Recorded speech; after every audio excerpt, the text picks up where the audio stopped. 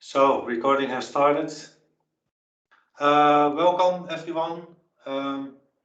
Nice of you to attend our 30th Workplace Ninja Use Group webinar, which we actually started on a 2-weekly basis when the whole COVID-19 crisis began. For today, we have Dieter and Robert. They will introduce themselves later on. But before we start, I have some slides to share with you, and then I will hand over the presentation to those guys. First of all, thanks to our sponsors. Again, without sponsors, we are not able to organize these kinds of meetings. And for your information, we are also thinking about organizing an on-premises event again later this year. We are busy with preparations, and for that we, of course, need our sponsors as well. You can find us on social media, so please use the hashtag WPNinjasNL if you want to put something on Twitter or any other social media network. Further on, we have some upcoming events. So in 2 weeks, we have our own Erik doing a session on hacking Azure AD with lots of demos. So if you know Erik, his sessions are always full of demos. So we will send out the invitation for that shortly. Week after, we have a live Ask Us Anything podcast recording again. Details will be announced. And the week after, we have another meeting again. So as you can see, we are quite busy with preparations and doing all kinds of community-related stuff. Community already says it. We are really looking forward to meet new speakers, have interesting topics presented. So if you have a session proposal, please, we have a sessionized page. It is still the old URL, WMUG-NL, but please submit your session and we will review it, reach out to you and see whether we can make your session fit in one of our events. But for today, again, we have Dieter and Robert. I will hand over the presentation to those guys. If you have any questions, please ask in the chat. Both Erik and I will moderate that and ask when applicable. That's basically it. So Robert and Dieter, go ahead. The floor is yours. Yeah, we feel the pressure. I'm first gonna do the same thing as always. I'm gonna, let's say, try to share my screen without any hiccups. So hold on just a sec. So now you're seeing screen inception. So if are you seeing now full screen presentation mode, something? We see something. Awesome. So first of all, thank you all for joining our session at I'm just going to say it in Dutch, WP Ninja, because WP Ninja is a little bit less sexy in my personal belief. So our session is pushing your backup strategy to the cloud, what to expect and what to gain. So first, a little bit about ourselves. I always find it funny to, let's say, introduce the other speaker instead of myself. So it's a running joke between us. So before you have Robert Hedblom, who is by far the funniest Swede I ever know. And I know some, not all of them, but I know some. So he's active on Twitter. His Twitter handle is @Robert&DPM. He has been MVP for 12 years in IT ages. That's like when dinosaurs were still around and when Azure was not even around the corner. So a lot of things happened since then. He has been in IT 20 years plus and 15 years plus in business continuity. And he has family, friends, and food, and he has an awesome beer taste, which is, of course, Belgian beers, of course. So. Yep, and probably the most of you guys attending this session already know Dieter, but I'm gonna present him anyway. So he's also on Twitter, of course. He is highly active, tweeting all around the globe around different things, right? You are also an MVP. You've been there for 8 years, and Your We both are cloud. experience. Yeah, we both are cloud and data center. We are? Yeah. Yep, that's true. And your experience? It's plenty, as we say. It's Yeah. You've been in the same field, actually, and working very closely with the monitoring was your starting point Yep. in your career, the SCOM platform. And the best part about Dieter is also that he has a very interesting beer taste, which is the Swedish beers. So I know you like the little boxes that I ship now and then. And most importantly, you have been pineapple free since 1999. And I know that you don't want to elaborate on that point, but it's good that you don't eat pineapple anymore. Yeah, it has something to do with liquids and stuff, but we're not going to elaborate on that. So how to reach us? First of all, we are not that good at hiding online. So our email is on here, our Twitter handle is on here, and we just want to make things straight. We want to make this as interactive as possible. Meaning, if you have a question, feel free to unmute yourself, ask a question during a demo or on a slide or whatever, or if you have a business case. If at one point it's not, well, it's a little bit too far-fetched to do it during the session, we will be happy to jump into a call and maybe solve your issue or give you some guidelines afterwards. So this is, well, the slide deck and the recording will be available later on. So if you're seeing this recording and you have issues, again, we are not that good at hiding online, so you can find us or send us a mail and then we will be happy to actually assist you. So this is basically something that sparked this, this session. And that's basically that you need to be prepared for any scenarios, and that you need to be very clear in your business what you're going to do concerning backup. Because at one point, I had it, Robert had it as well. At some point, someone will come into your office and ask for an impossible restore, while someone else decided that that's ridiculous to have a backup that far-fetched. So that's something which we're going to address on later on, but that's, well, something that happened to us and probably to a lot of IT professionals who are actually working with backup and restore, that people are assuming that everything is backed up, but it's not. And sometimes you have like very funny or very strict discussions about it. So what will we cover today? First of all, we will slice the starting point. So where do we start from to make sure that we have a proper backup strategy?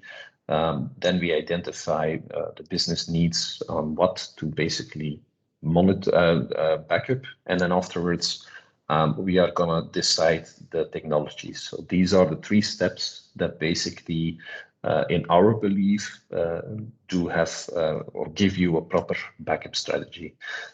Last but not least, we're going to go over the available technologies in Azure, because it's a take your backup to Azure session. And then afterwards, we're going to wrap up. So Robert, this is what we came up with the starting point. So these are, let's say, 8 things we come up with, which are very important for your project to start on. Yeah. And the most common issue we actually see is that the primary approach regarding backups is backups. And that's the first thing that's very, very wrong. So the reason why we do backup, guys, is the availability to do restores, meaning having restore capabilities available for your organization. So you need to start identifying the actual company need. You need also to do some mapping between the different resources you have and possibly any kind of documentation. And since documentation is something that is lacking on a global scale, we also recommend you guys starting to think something called business continuity, meaning identifying your business services, their dependencies, what impact they may have, and so on and so forth.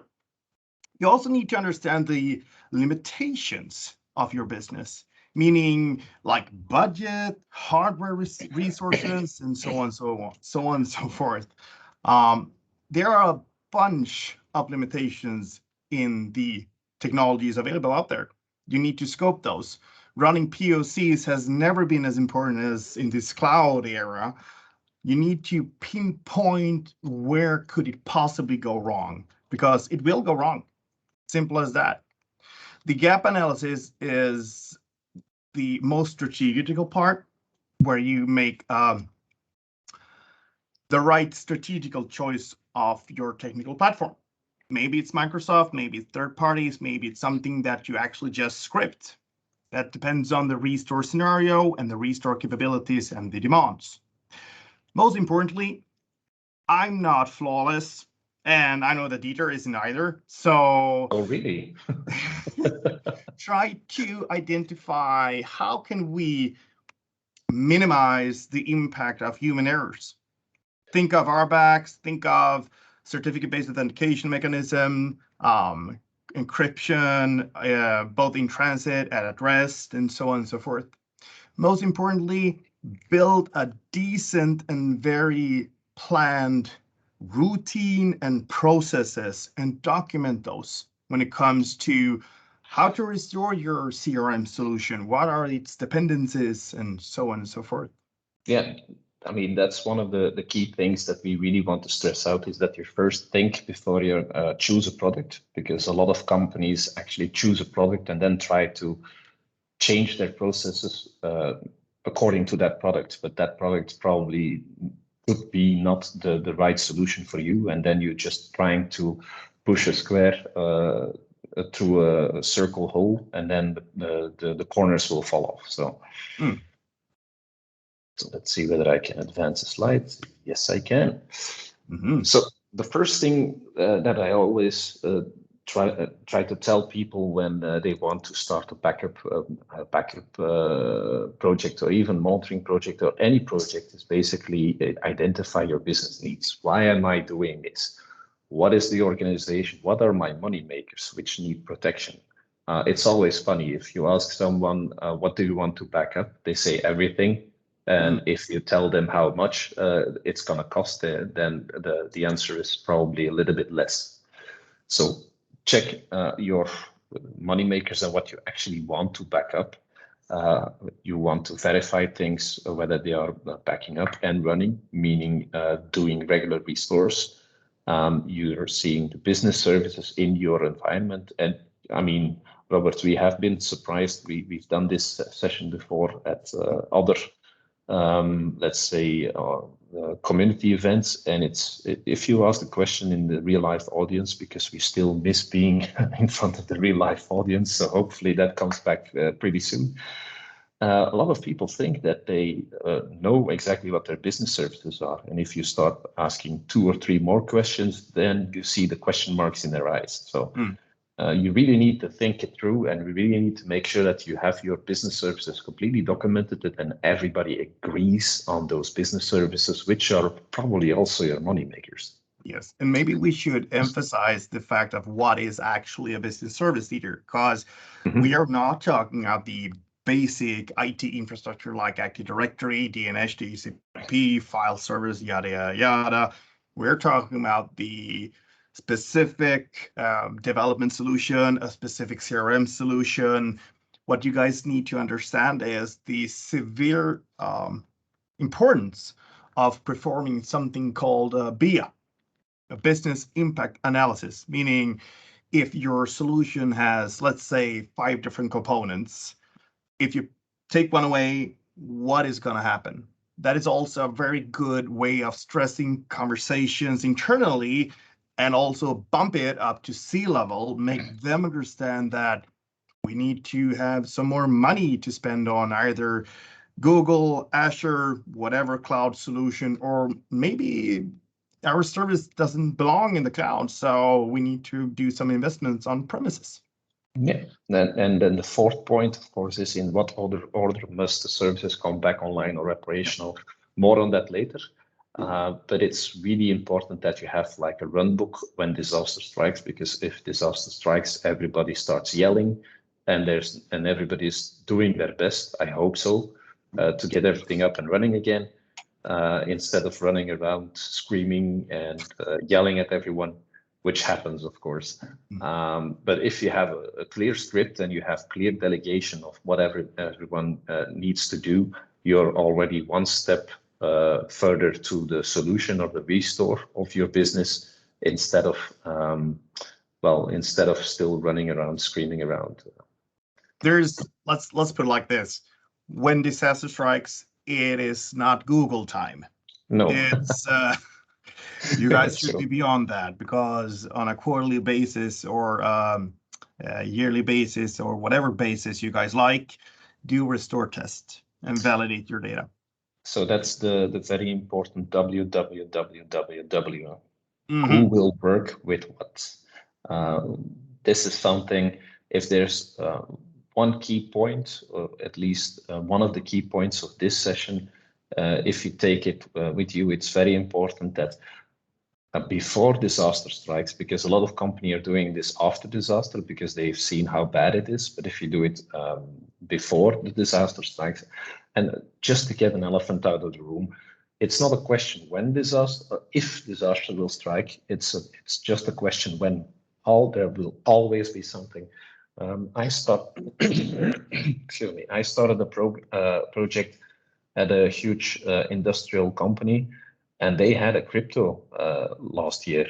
So they went down for, let's say, 2 weeks or something, no production at all. And afterwards, everything had to be secure, everything had to be hammered down, backup restore needs to be tested every quarter. But if they would have done that before crypto, they would have been easily restored and on their way. Faster than that, they had to redeploy everything now. Because here's the thing, when you guys listen to this, maybe you guys feel that, oh, this is a lot. This is a very big burden for me to manage, to cope with. And how can I get my C-level, my bosses, to understand the severe and the impact of this? Well, here's the thing. If we go back to the summer, we have the vendor Kaseya, who had a very large impact. Regarding BCP and DRPs and restore capabilities, so on and so forth, start small.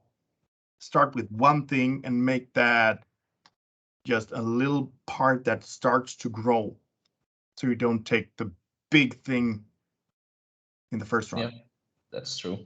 So the 5 W's are, first of all, define a team. It's super important when disasters strike that people know what to do and what is expected from them. Some people stand up in the face of disaster, some people just run away. So first of all, define the team and define also the roles in that team. And if some team member leaves the company, make sure that that team member is replaced. There's no point in starting with a team of 10 people. And then afterwards, when disaster strikes, there are only 2 people who are still on board, who know what to do. Divide also the work tasks between the different teams, that everybody knows what to do. So when disaster strikes, that's even a W plus, which is not in there, who will work with what when. What is the team report interval that's tied to the war room, and who will coordinate the DRP execution? I've seen some of those, let's say, disasters happening in front of my eyes. Of course, most of the time I was an external consultant, but still I was called in to actually try to remediate the issue.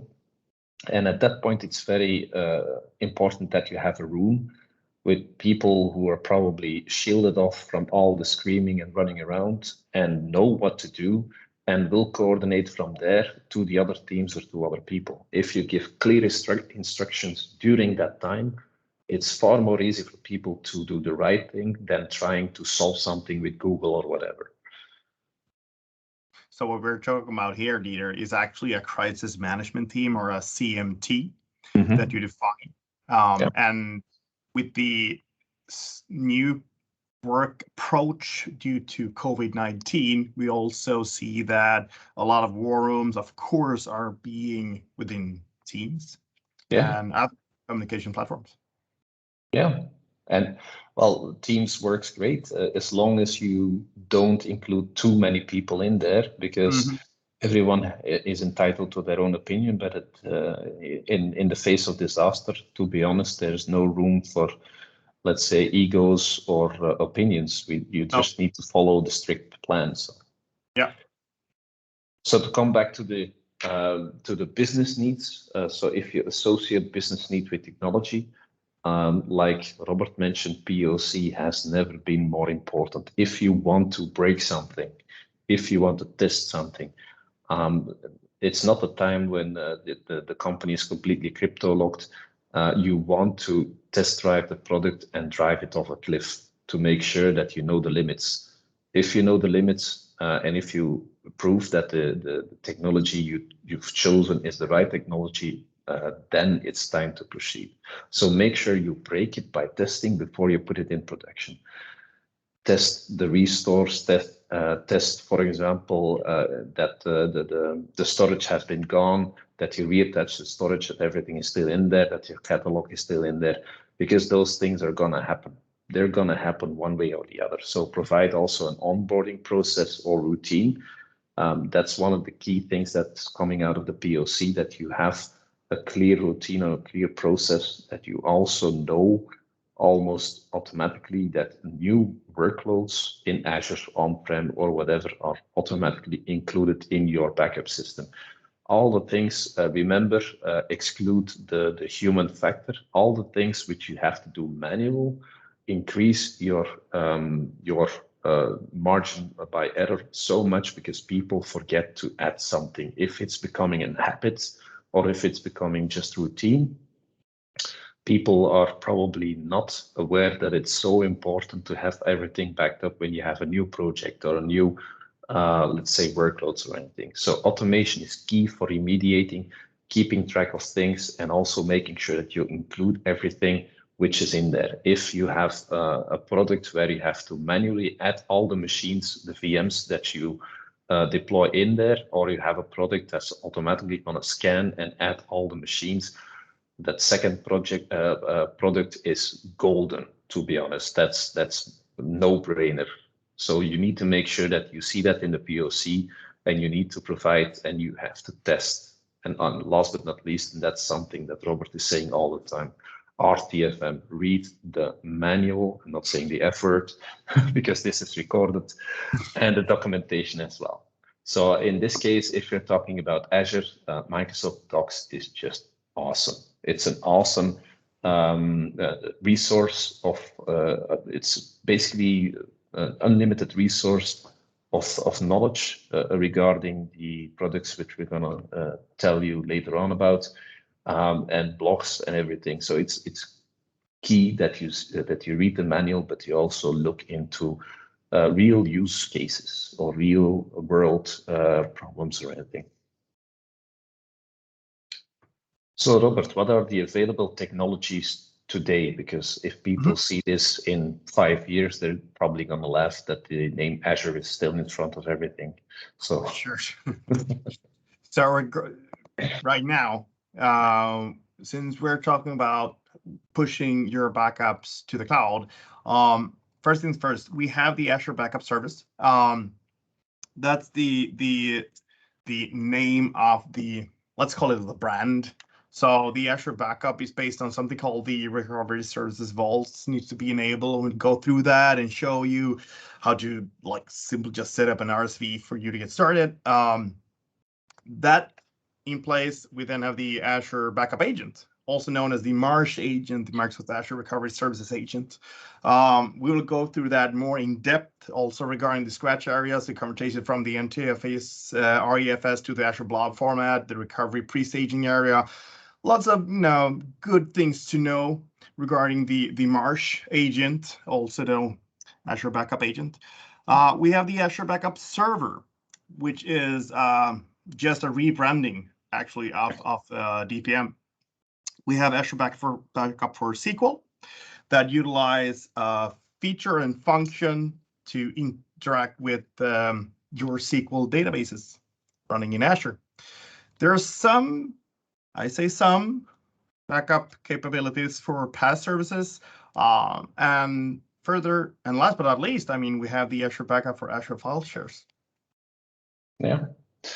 So a lot of products, well, emerged. There are some products which are not on here, which are not truly, let's say, backup solutions. But you, for example, have Azure Site Recovery, which is not a backup solution, but it's also worth mentioning because at one point it's also a solution that will help you to recover from a disaster. So the last part, that is the key takeaway regarding the different services. Nothing is enabled by default. Keep that in mind. If you provide X number of infrastructure as a service or SaaS services, or you consume PaaS services, you need to consider how will I be able to restore this. So very important to take that. Yeah. So is it my turn now? Yeah, it's your turn. Oh, there you go. I need to take a breather, man. Yeah, good. So when it comes to the Azure Backup part, that's a SaaS service or a PaaS service. So it's a platform as a service. There is no infrastructure needed. This is something that you can just, set up on the fly.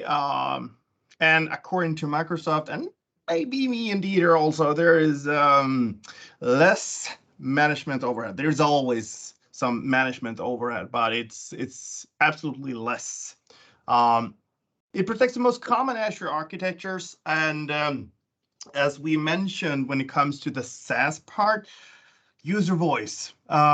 It's so important for you guys to provide feedback to Microsoft because they actually listen to this feedback. We have seen real world scenarios, both me and Dieter, where we have provided feedback from this type of events, and a few months later, boop, something is enabled in Azure. So Microsoft really listens to it, and feel free to visit the user voice and provide feedbacks.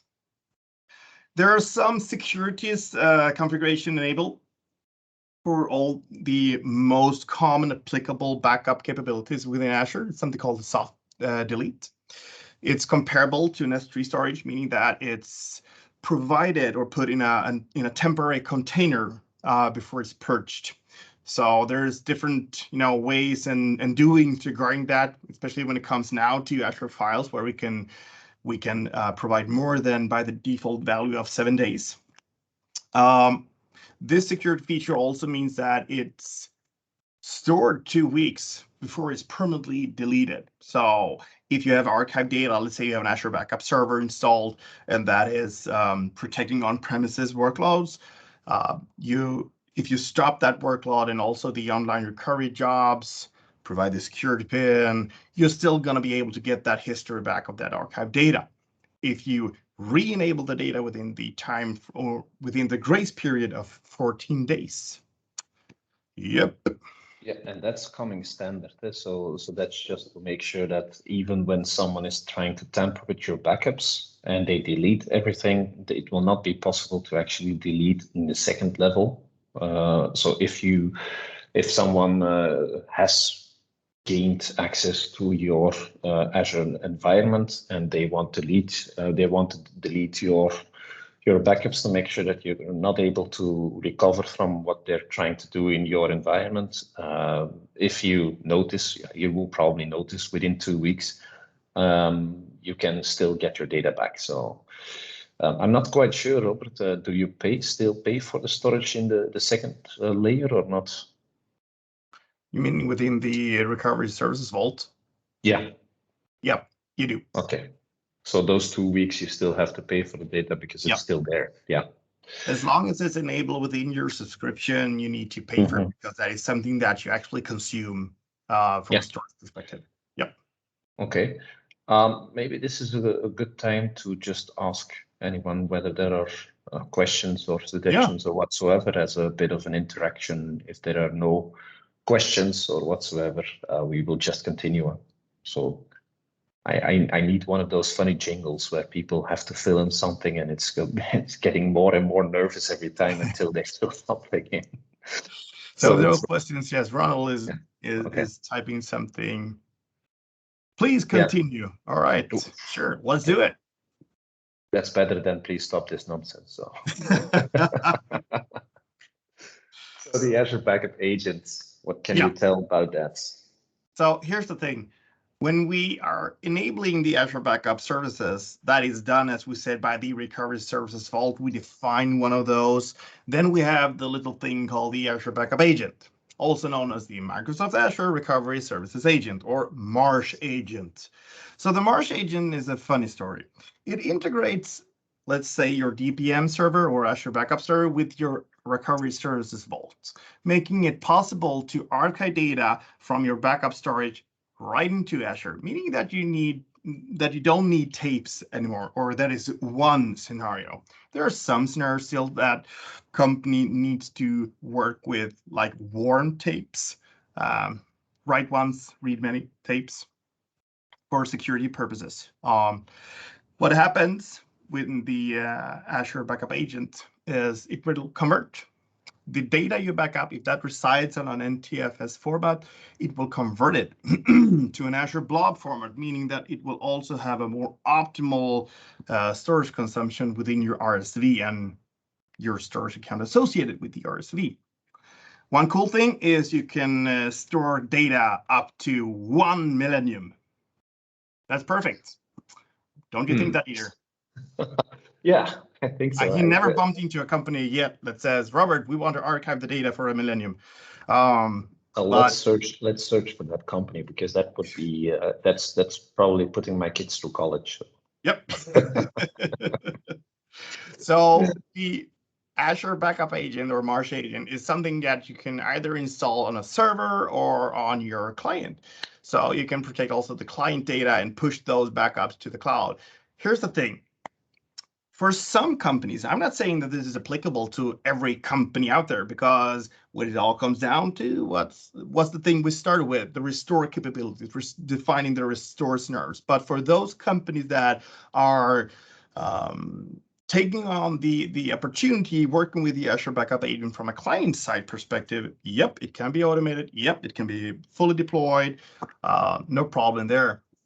It's a very cost-effective way of securing your data, honoring the 3-2-1 rule within the backup strategy plans. It leverages and uses the VSS architecture. And the VSS architecture is actually just a coordinating services within the Microsoft operating system stack, meaning that it does not really make the snapshots. It just coordinates the VSS writer and providers and the shadow storage. So a data snapshot can be made and be consistent data snapshot before it's moved to the RSV archive. There's a little detail that needs to be that you guys need to be very aware of. Yeah, it's the encryption key. So here's the thing: all data that is transferred to Azure or at rest is fully encrypted using the military standard IES 256-bit crypto. On top of that, you have your passphrase. This is a passphrase that you can define yourself if you want, or you can have that automatically generated. But please be noted that if you lose your passphrase, Microsoft support are not able to retrieve that again and say, here, Dieter, here's your passphrase for your encryption key within the RSV. So if you lose it, it's lost, and then it's lost forever. So what do you do then? Well, here's the thing. If you lose your passphrase, you can still generate a new one, but every data that was archived and associated with that old passphrase, you're not able to retrieve any of the data. You will still pay for it because it's part of the storage consumption within Azure, but you're not able to access it. If you don't want to go using the standard encryption levels within Azure, you can also set up your own Azure Key Vault and associate your RSV encryption with that. It is also known for third-party vendors to utilize this, like 8Point also utilizes the Azure Key Vault feature for their encryptions. Yeah, so that's really important that you make sure that you even print it out and lay it somewhere, just to make sure that. Because if everything is crypto locked and you have a text file with your passphrase, well, basically you're also screwed. So Yeah. and it's not that it's only 8 characters. How much is a passphrase? I think it's much, huh? 16, if I don't mistaken. Yeah. We recommend companies actually to print 2 copies out, keep one online somewhere. One copy should be locked away in a fireproof safe, and the other one in an off-site location. So you have that in mind. And even if you, is it also the case if you, well, if you see the passphrase that you have to copy it then because you can't see it afterwards anymore? I read a question from a wonderful attendee, but please repeat your question, dear, and I'll answer it. I know that there are some. I know that there are some of the products where you see the passphrase only once, and when you click it away, you will never see it again. Boom! This is the one also. Yep. Mm-hmm.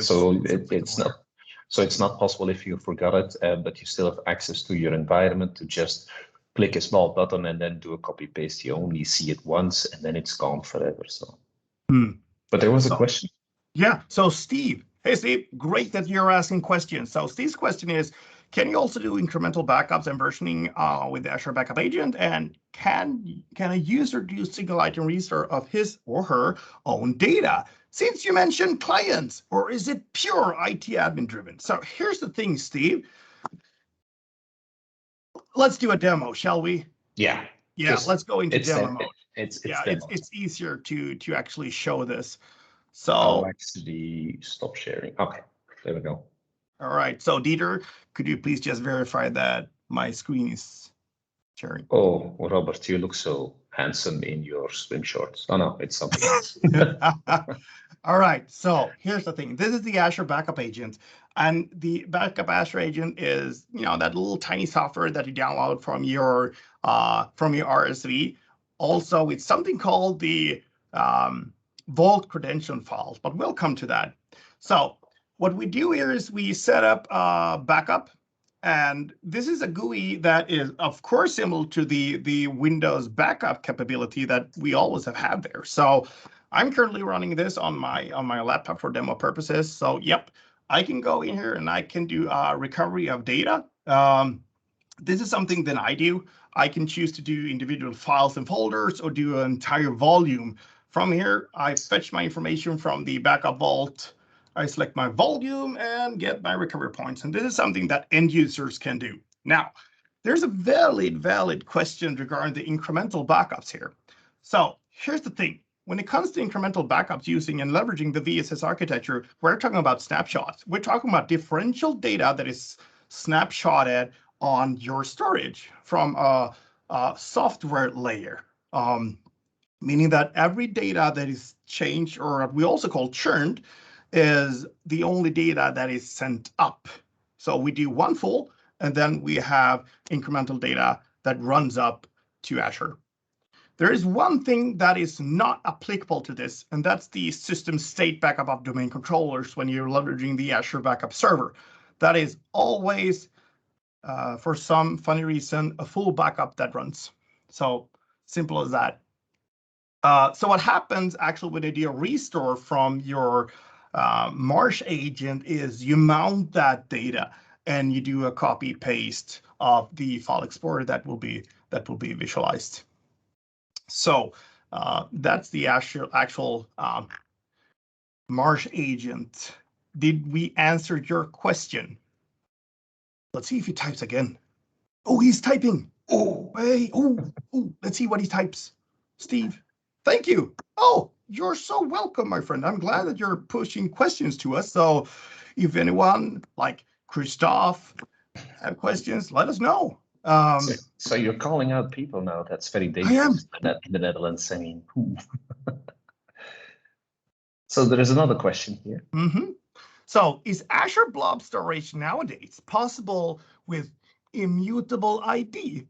Currently using Veeam Backup with AWS 3 immutable storage. So here's the thing, Eric.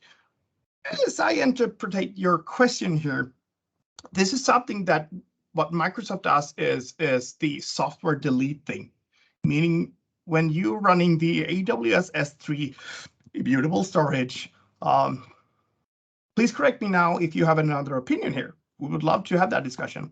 But what that does is you do kind of a software delete, and it's retained in like what do you call it, a bucket, I think, in Amazon. So if it's comparable, yeah, it is. From my opinion, it is. Yep.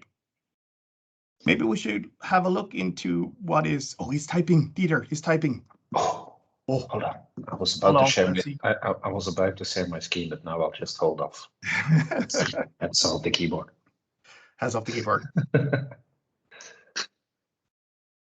It has a lifetime that no one can delete it. So here's the thing. Microsoft is pushing that feature in the software delete thing, feature, function, call it whatever you like. So from a software delete perspective, the defaults of, let's say, Azure files, that's 7 days, but you can push that like to a year, I think now. And Eric also says, is it really protected for ransom attack, meaning ransomware attacks, of course. So we can never in a session state or say that, yep, it's fully protected.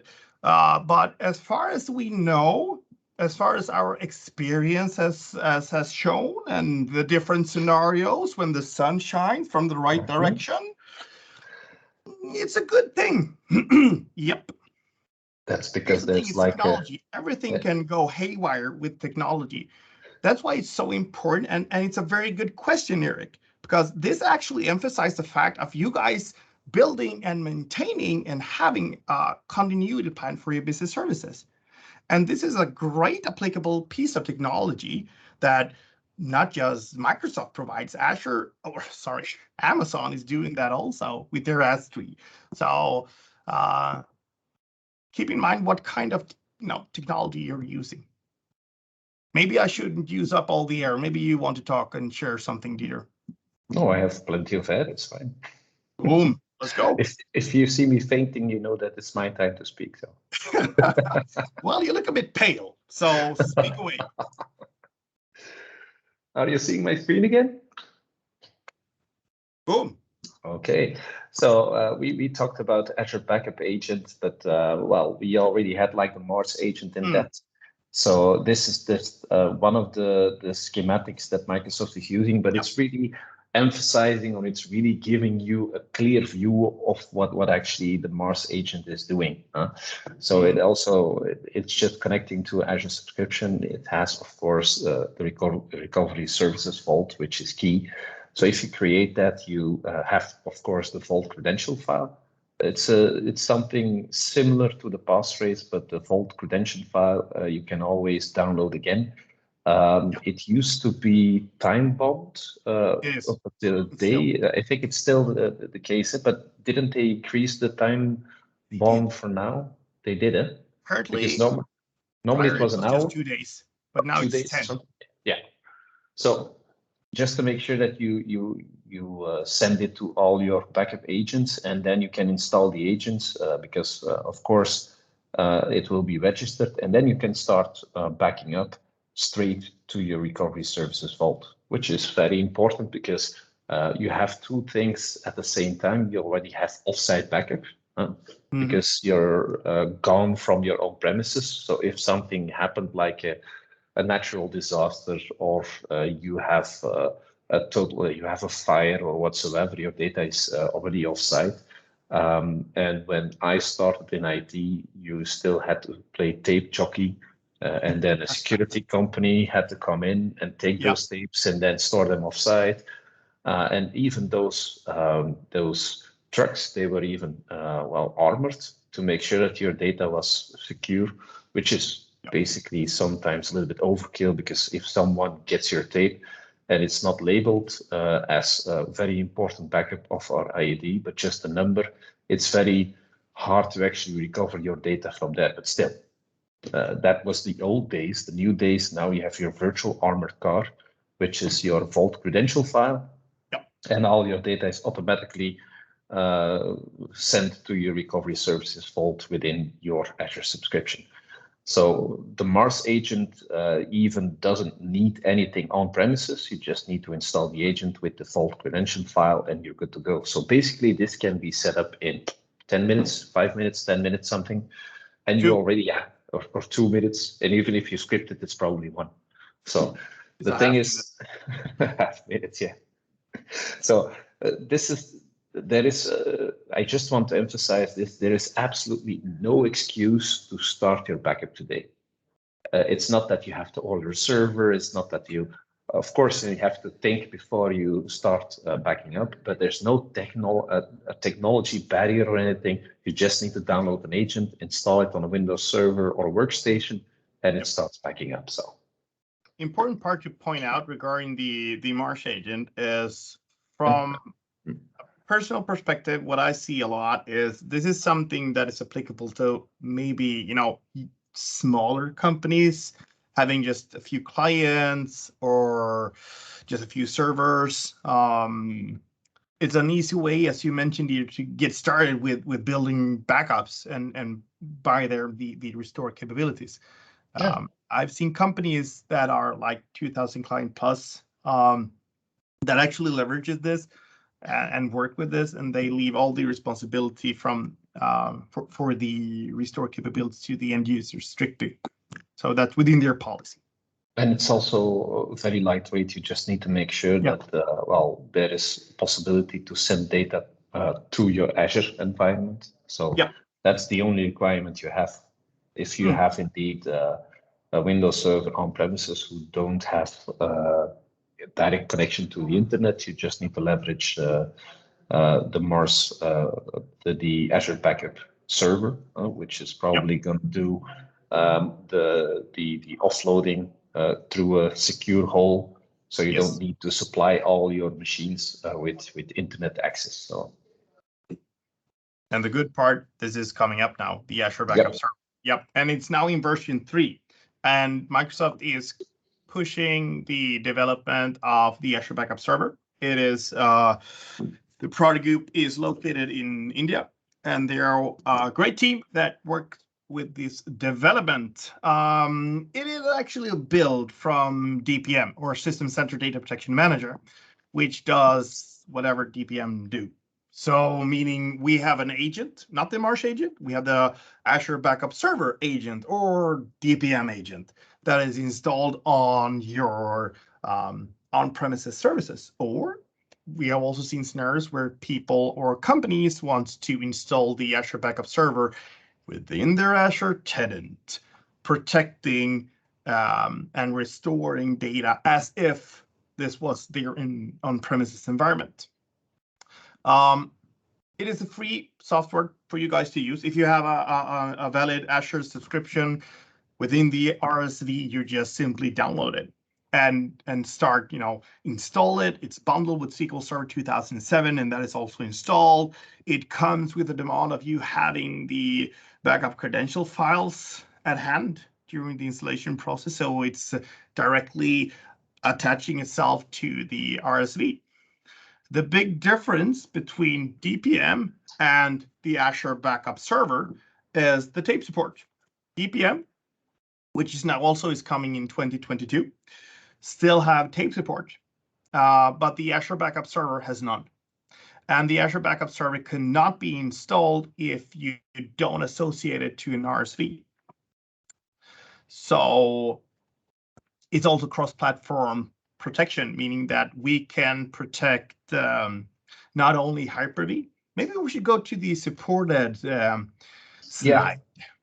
I think this is perfect. It's quite convenient that it's the next slide, don't you think? It is. We did a good planning here, Dieter. Hooray!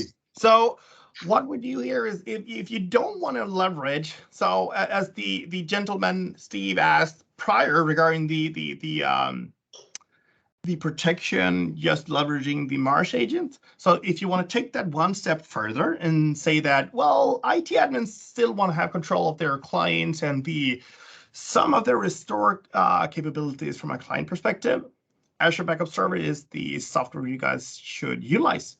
from that perspective. You set up a company protection policy or a CPP that is provided to the DPM agent that resides on either Windows 7 or upwards. They will include Windows 11. Let's hope for some cool announcement at Ignite that is coming up. And still, it can protect Windows Server 2008 R2 up to Windows Server 2019 now, actually. So regarding the cross platform, we have the VMware capability where we can back up and restore the VMware platform, which is a nice feature, a nice add-on, actually. So this is strictly just a DPM server, an Azure Backup server. All right, cool. All right. All right, so Azure Backup for SQL. So there's different ways of doing this. When it comes to building backup and restore for SQL database, either it resides in your Azure VM, meaning your infrastructure as a service, and what this restore capability does, it has both a workload backup extension where you have something called a control path and a data path.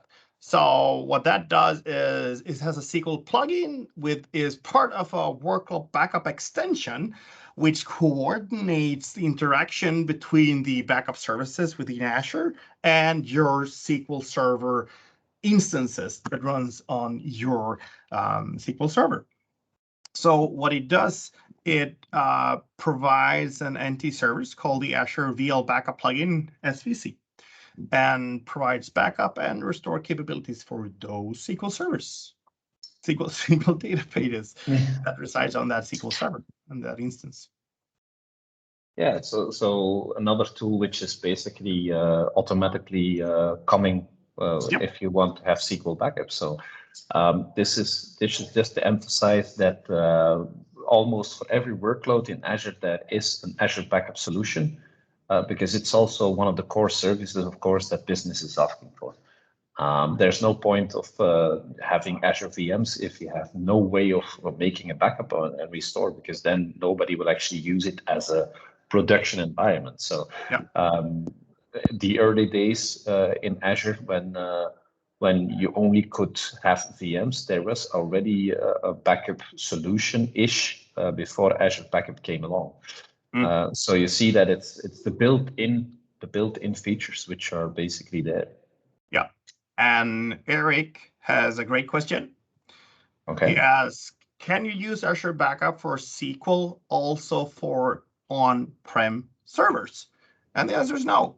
This is a strict service that is only applicable within Azure. So you will have to have an infrastructure as a service.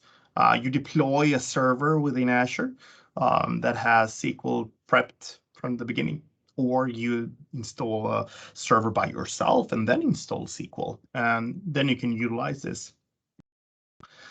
If you want to protect your on-premises SQLs, I would recommend starting to look in what kind of resource you want. So what you can do is you can then leverage the Azure Backup server, because the Azure Backup agent or the Marsh agent will not utilize that, Eric. So if you want to have restore capabilities for your on-premises SQL servers, one product from this stack we're just talking about is the Azure Backup server for that purpose. Okay, just a small service announcement. I have to slide out of the screen because I have to let the dog out, and you can make the dog noises.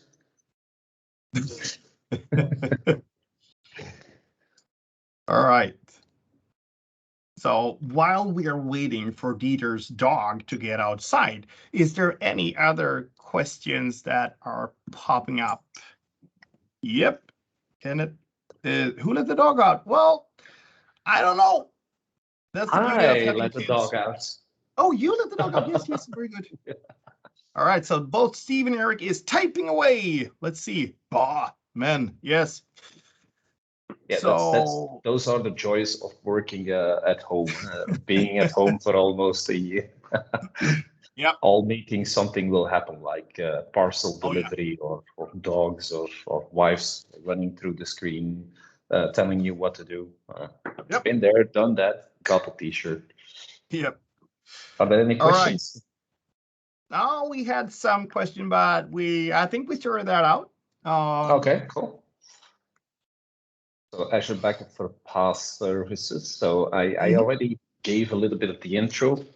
Yep. So if you see, Microsoft is very convinced, and with Microsoft also everyone who uses the PaaS services is in fact that they need to have backup and restore capabilities. So they are available for app services, and some are also available for others, but more and more PaaS services are coming with backup restore purposes because they have indeed, because it's a platform as a service, but they indeed have some, let's say, data which is on there or some configuration that needs to be restored. So for example, for app services, you can restore your app configuration, your file content, and you can also restore the database connected to an app, because that's very important. I mean, the app probably has been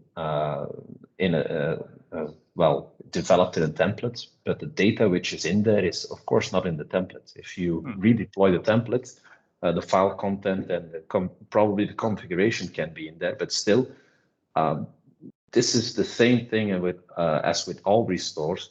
It's going to save you time if you have proper backups. Yeah, and everything can be rebuilt again. But if your company is reliant on, for example, your web shop, and the web shop is down or has been completely cryptoed or whatsoever, and you have to rebuild the web shop from scratch, probably you're not going to make any sale the first 3 or 4 months until your web shop is running again, and your finance or whatever is just bleeding dry. So you need to make sure that you can be up and running in a day, 2 days, and even then, it's still a crisis because you're not making any sales, you're just burning cash or just burning money. One thing also that is very important when it comes to PaaS services is that what you're mentioning here, Dieter, regarding, you know, rebuilding and providing the data again and all that.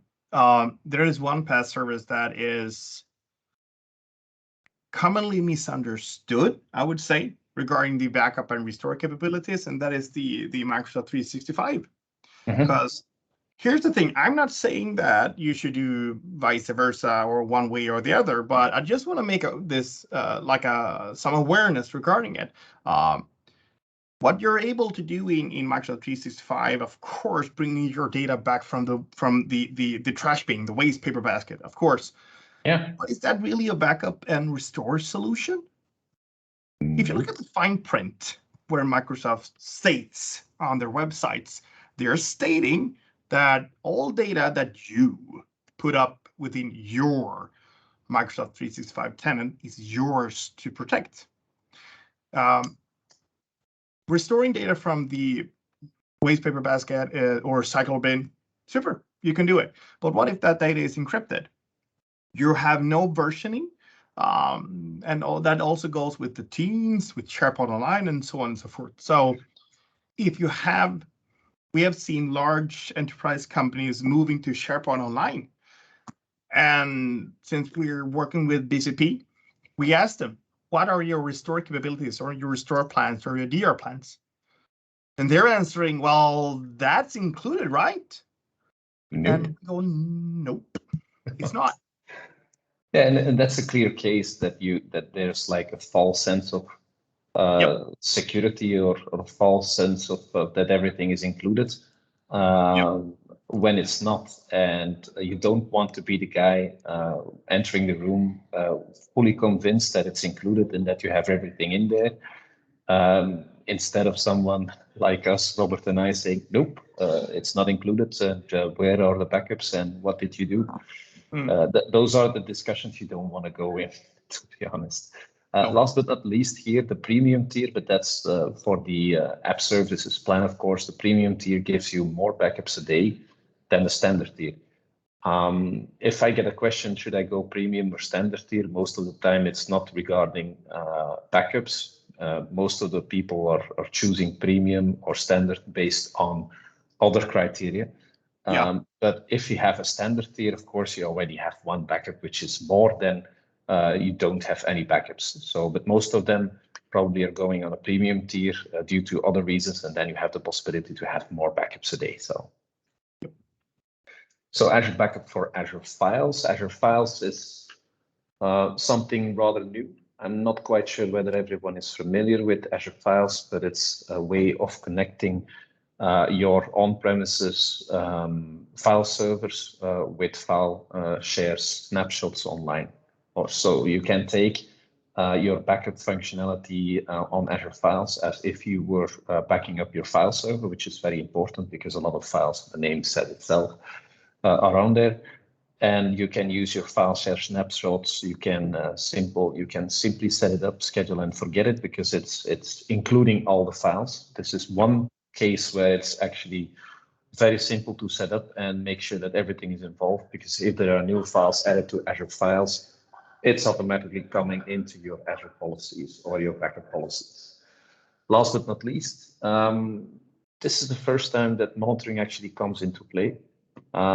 But Azure Backup for Azure Files, but also Azure Backup in total can be monitored by Azure Monitoring, Log Analytics, PowerShell, Power BI, giving OMS. you OMS. Ooh, that's now There's no OMS. Yeah, now our entire recording is ruined, of course. So that's an inside joke. I mean, when OMS was still there, this was a product that never existed. So we never talked about OMS. Please edit this out, otherwise we will get into big trouble. So I also mentioned it in the beginning. If we're gonna go down the route of having all different tools which we can have for different scenarios, Azure Site Recovery, just to clear the elephant in the room, is not a backup solution. Nope. It is a solution which will help you to run your environment temporarily somewhere else if your other environment is completely ruined or is inaccessible or whatsoever. So Azure Site Recovery will make a replication of what you have on premise, or even Azure to Azure or Hyper-V to Hyper-V or whatever. It's running as a broker, and it can go from Azure to Azure, physical to physical, and it's keeping everything in the cloud. So one of the biggest assumption is that you can only run your on-premise environment in Azure. That's not the case. You can run it even from physical to physical with the Microsoft Azure Site Recovery as a broker. And it's basically a really cheap, relatively cheap solution, because you start paying when everything is spinning up. Otherwise, you will just pay for storage. But people who are familiar with Azure cost management, storage is the lesser cost than compute and memory, of course. So as long as you don't spin up your environment just to have some tests or whatsoever, you will basically pay, not saying peanuts, but far less than when you have machines running and you do a classic replication from Hyper-V to Hyper-V, for example, which I've seen before people were familiar with Azure Site Recovery. The Azure Site Recovery components, of course, you have source servers, you have a target, which is Azure. But again, that's not the main target. It's quite possible that you have that you want to run your source servers on another target server's farm, for example, Hyper-V somewhere else. But the Azure is keeping track of the parity, and it's keeping track of having all the config synchronized and going to your Azure Site Recovery. Is it a Vault? It's a Vault, Azure Site Recovery Vault. Yeah, it's part of the RSV technology. Yes. Yeah. So, Robert. Yes. We went over this slide so many times that I'm just going to give you the word because you have been so over the network thing. So here's the thing. When we do DRPs, ASR is one component of many that we work with. So what's important is how you actually get your business services up and running in another site. the most common mistake when it comes to Azure site recovery is network.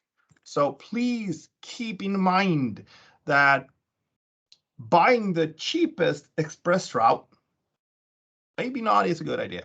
So when you replicate your data either between on-premises or Azure to Azure, designing your network is a key essence.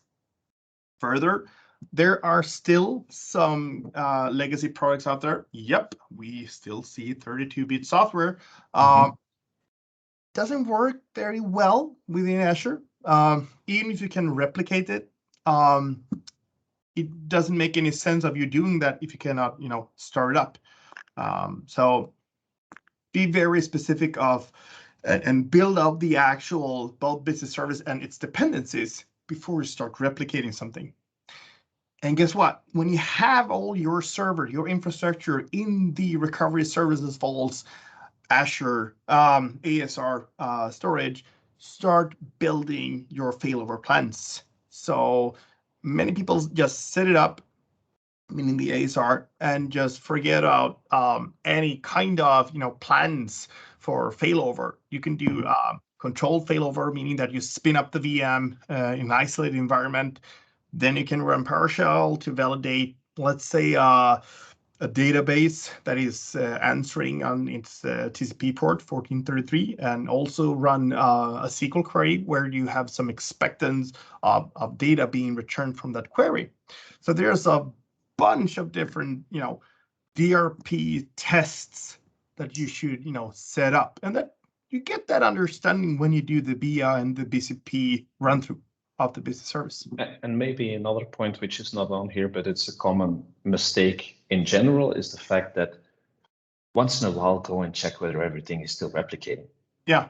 Because there's nothing more, let's say, annoying if someone asks for a specific file, you go, yeah, I will restore it, not an issue. And then you see that the file in question hasn't been backed up for, let's say, 3 months, while you still assume that everything's working. So that's just a common, let's say, general mistake, which I've seen so many times. And if you have, let's say, the CEO or the CEO coming in and he just, fat-fingered his keyboard and deleted the file, which is unrecoverable, of course, and you go like, yeah, we'll restore it, not an issue, and you have to go and explain that it's not restorable because, backups didn't run. Mm-hmm. Well, that's again not a nice discussion to have on a Monday morning.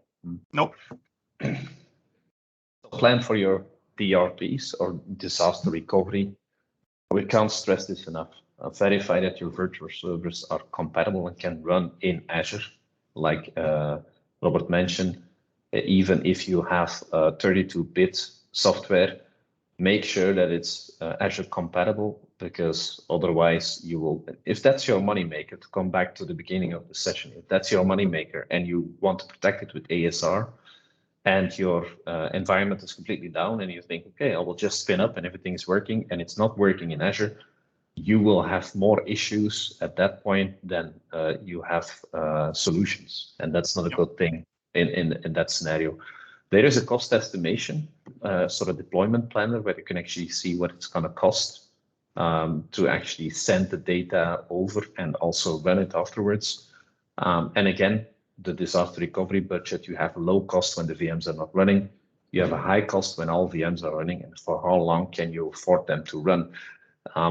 A lot of companies are very, let's say, strict on cost, which is normal because cost is something negative.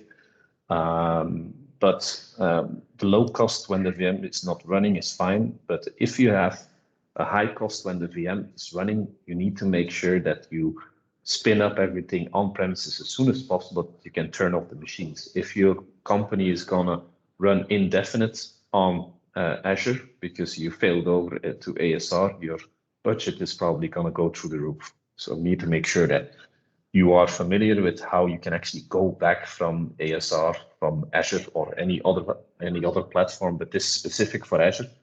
Because if you have two Hyper-V environments and you switch from one Hyper-V environment to the other, of course, that Azure cost will not be there because the VM will run on another Hyper-V environment.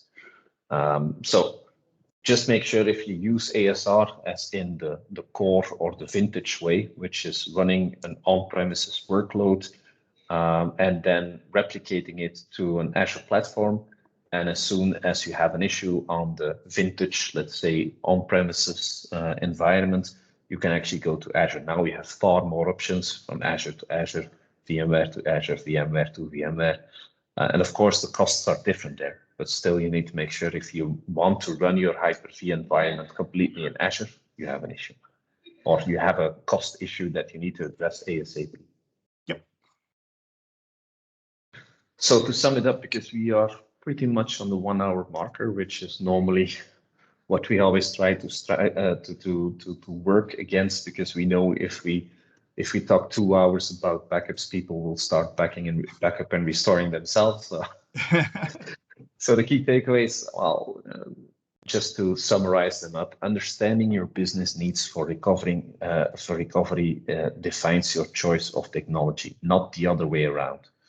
Don't go first choose or buy a product, even if you used it at another company, that you're convinced that it's the right product, because it's quite possible that that product is not suitable for the company culture, the money makers of the new company, or whatsoever. So first, sit down, define all the money makers, define your services, define your requirements, and then go look for products. And even if the one you prefer wins, fine. But it's also quite possible that you have to admit that there's another cheaper or a better choice for the scenario where you're working with. So basically all the products are doing the same thing. They're telling you that everything is okay, that everything can be backed up, and that everything can be restored. It's when you try to restore that the ifs and buts and whatever come to play. So the second one is base decisions on actual contribution to business value, not the most shiniest objects. That one is a little bit cryptic, but it's just giving you a clear list of priorities of things that are really getting back to your business value. There's no point in getting your awesome website back online if in the backend your CRM system or your dbases or your web shop is not processing the purchases. Because people will just get frustrated and they will go to somewhere else. It's not that they have to wait in line for a store. If your site is giving a 404, they will try it once more. And otherwise, they will just go to the competition. And it's probably very hard to get them back. And one of those things that Robert really emphasized, create your proof of concepts, your POCs, run the products to the ground, build them back up, find the edges, find the limits, try to emulate disasters like disconnecting storage, reconnecting storage again, deleting catalogs, deleting files, deleting some random stuff just to see how the product is behaving, because those things are going to happen one way or the other. And here's the thing, there's a big market regarding the third-party vendors. There's so much more than meets the eye, actually. What is important is, just an example, we did for a forest company here in Sweden, we made a proof of concept where we did a comparison between the native Azure Backup features of all Azure Backup features. I made a comparison with Veeam in an Azure tenant running the Veeam from the marketplace. And there's a major difference between the different products. So in this case, Veeam had far better RTO than Azure Backup. It was a little bit more expensive, but in the expensive or the cost for Veeam pushed the decision towards them because the RTO was so much less. And that's a good example. If you really are fond of one product, but the product is better or more suitable for one company or the other company, don't try to push your solution from a technical standpoint, because if at one point you push that solution and it will fall short afterwards, yeah, that's not a good thing. That's again not a good discussion on a Monday morning. A lot of discussions are coming on Monday morning, I guess. So None of those discussions are good, neither of the day of the speech. yeah, but still, most of them happen on Monday morning. So Yeah. So one of the other key takeaways is that you really need to think of what's the accepted downtime and the data loss. If you plan your backup strategy, environment, ASR, recovery, whatsoever, it's always a nice question. If you ask someone what's the accepted downtime, people will say 0, but 0 downtime is impossible. If you're in a crisis with the server, well, it used to be the server crashes, which were very dangerous, but now you have so many more dangers. You have hacking attacks, you have cryptos. Most of the things, most of the servers are now virtual. Yep. So there's no way that a disk can probably run out of space. It's still possible, but then you add more disk space and you restart the server and it's fine. But in the early days when I entered IT, well, the thing was when a disk broke down or gave an error, it was all hands loose to make sure that disk was changed and rebuilt. But that's not the case. You don't have anymore. So make sure that you have an accepted downtime and data loss. And the next one, please focus on recovery. Please forget everything you know about backup. Just toss it away and start talking and start working with restore, recovery capabilities, the RTO, the RPO, the RLO. So you build a decent restore plan for your business services, because that's, guys, what it's all about. It doesn't matter if you're using DPM, Azure Backup Server, Altaro, TSM, I can go all day, Rubrik. Build restore capabilities and try. It's one of the key things, because at one point, backing up, every tool can back up, but it's all about recovery, which is really important. And then the last two are basically almost the same: provide automated remedy actions. I just want to pull it a little bit further. It's if you automate things, for example, if you automate that backups are automatically added to your backup strategy or a backup policy or whatsoever, that's key. Just try to rule out the human factor. The human factor can decide what the business needs are, what needs to be backed up, but then try to get automation in as much as possible, that things are included automatically. And to be honest, if you have a discussion that someone says, yeah, well, some of the servers don't need to be backed up. I had scenarios where they said, yeah, this server doesn't need to be backed up, and then it's repurposed for another project, which is very important, but the backup system doesn't know. So it's still outside the backup system. That project, there was a lot of development, and then there were no backups because the server was repurposed for another project. And those are things which are happening at this point. So rather backup a server more than server less, because Murphy is always around the corner, and it's also always going to try to get a file from that server which is not in the backup. If you have 100 servers and there's one server crashing, yeah, I'm dead sure it's not one of the 99 which is in your backup solution, but it's that one server which is not. So yeah. And the last part, but not least, we really want to emphasize the fact that we love Azure. Azure is great, but it is just another data center. There's nothing magical with it. It's people working there. There are human errors within Azure. Boom. So you need to take that in consideration when it comes to providing your data, because your data is the actual gold, right? So regardless if you're utilizing Azure, AWS, Google, or whatever public cloud provider, please bear in mind that number one, nothing is included. And number two, it's up to you to build your restore capabilities, regardless of any public cloud. just don't be the guy that thinks that everything is included and everything is automatically, magically done for you, because most of the time it isn't. So those were the key takeaways. So, well, we already had some questions during, let's say, the session, but for people, again, who saw this recording afterwards, if you have questions, please scroll back to slide 2 or 3. Yeah. We have our Twitter handles on here. We have still we have email on there.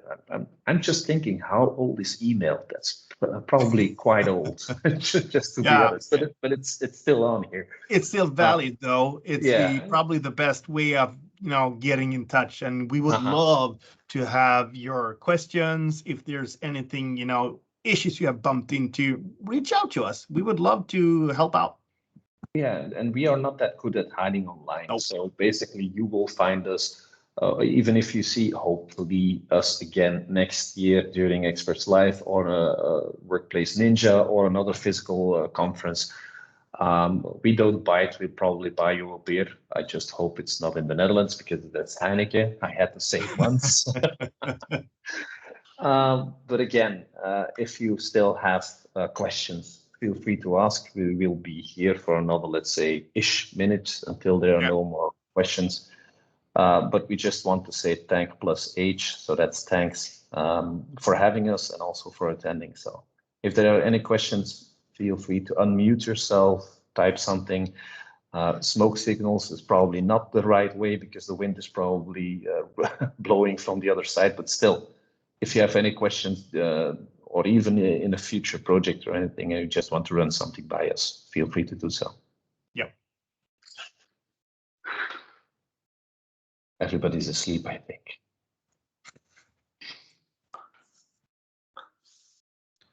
I'll just stop sharing my screen now.